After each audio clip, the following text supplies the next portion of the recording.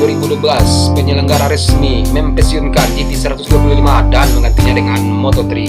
Spesifikasinya pun berubah total jadi mesin 250cc, 4 tak, 1 silinder. Dengan adanya perubahan ini tentu saja memaksa para pembalap untuk mengubah gaya balap mereka secara drastis. Jika di era 2 tak, joki harus menjaga momentum dengan corner speed tinggi tanpa banyak pengereman keras, maka di era 4 tak Moto3, teknik lap braking dan stop and go justru lebih dominan.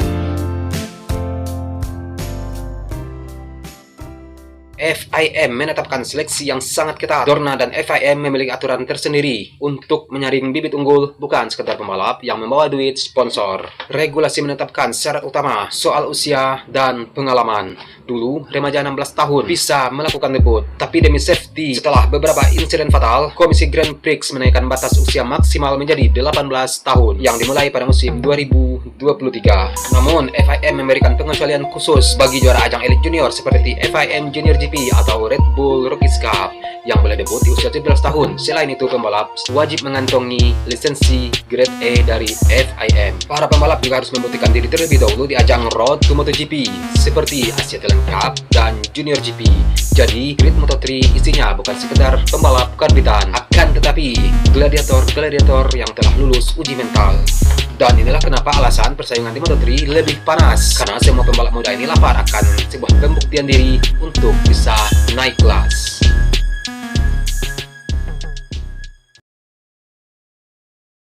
Untuk penentuan pole position, panitia memakai sistem kualifikasi atau Q1 dan kualifikasi 2 atau Q2. Mirip seperti MotoGP, pembalap tercepat dari sesi latihan P1 dan P2 akan langsung lolos ke Q2 buat rebutan start terdepan. Dan serunya sesi kualifikasi, Moto3 sering menyajikan drama, yang mana para pembalap sering menunggu pembalap lain untuk lewat buat curi angin atau slipstream demi mencatat waktu putaran terbaik. Meskipun Moto3 kadang tidak selalu menggelar sprint race di tiap seri, tapi secara umum FIM menganut sistem poin Grand Prix sebagai berikut.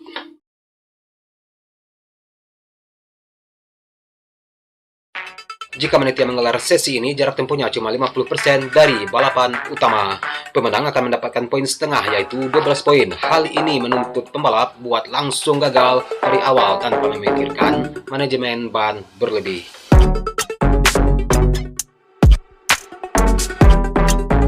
Dan ini menu utamanya, jarak penuh lap. Pemenang berhak membawa pulang poin maksimal 25 poin. Dari sinilah mereka menguji strategi, manajemen ban, dan mental habis-habisan. Poin-poin ini sangat krusial untuk perebutan gelar juara dunia. Dan seperti diketahui, strategi di Moto3 terbilang sangat unik karena pembalap di posisi terdepan seringkali justru rugi karena hambatan angin. Oleh karena itu, mereka seringkali sengaja untuk mengalah di lap-lap awal untuk menghemat ban dan menyerang di lap terakhir.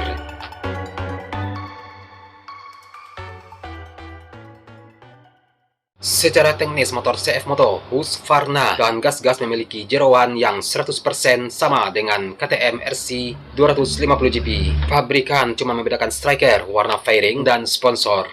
Jadi, intinya pertarungan sesungguhnya di Moto3 praktis cuma menyajikan duopoli Honda versus KTM. Kedua motor ini punya filosofi berbeda. Honda biasanya unggul di handling dan corner speed yang lincah, sangat cocok di sirkuit teknikal. Sementara itu KTM terkenal sadis di akselerasi dan top speed. Namun mereka sering merajai trek lurus panjang. Jadi jangan heran ketika trek lurus motor-motor KTM sering sekali meninggalkan para pesaingnya.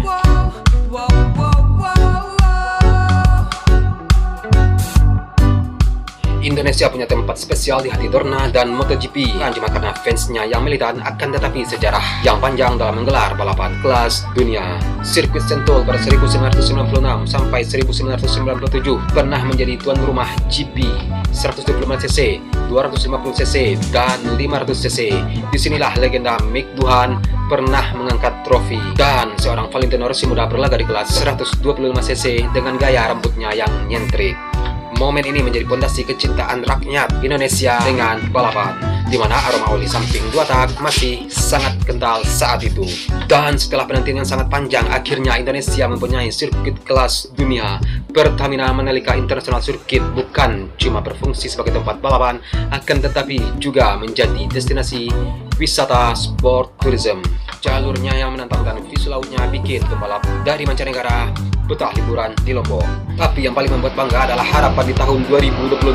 Talenta emas Indonesia Veda Ega Pratama telah mengkonfirmasi bakal debut penuh di Moto3 2026 bersama Honda Tim Asia setelah hampir gila-gilaan sebagai runner-up Red Bull Rockies Cup 2025.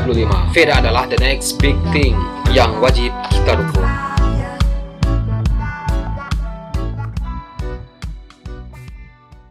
Dan inilah fakta-fakta unik tentang Moto3.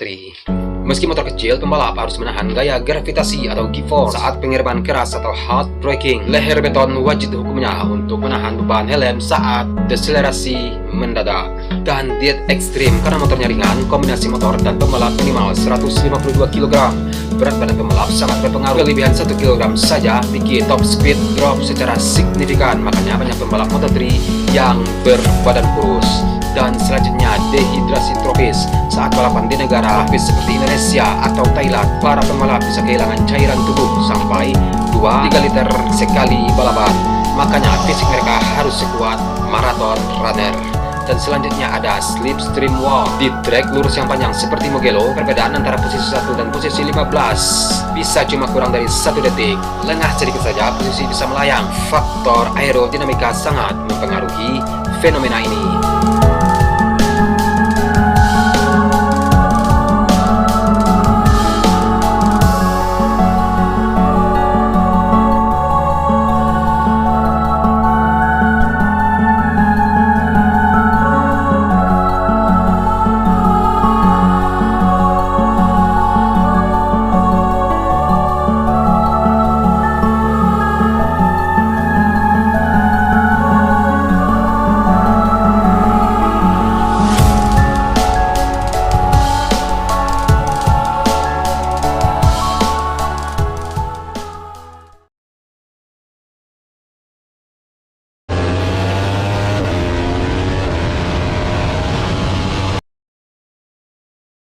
Oke, itulah fakta menarik tentang Moto3 yang diikuti Veda Ega Pratama musim depan, musim 2026. Ternyata setelah kita bahas, ternyata Moto3 ini lebih brutal ya, karena masih diisi oleh anak-anak muda yang haus dengan pembuktian diri di pentas balap internasional. Moto3 ya, Moto3. Oke, udah ya. Sekian video hari ini. Akhir kata, Serenus Pratomohat. Salam sayang Tuhan samping Anda. Sampai jumpa di video selanjutnya. Peace.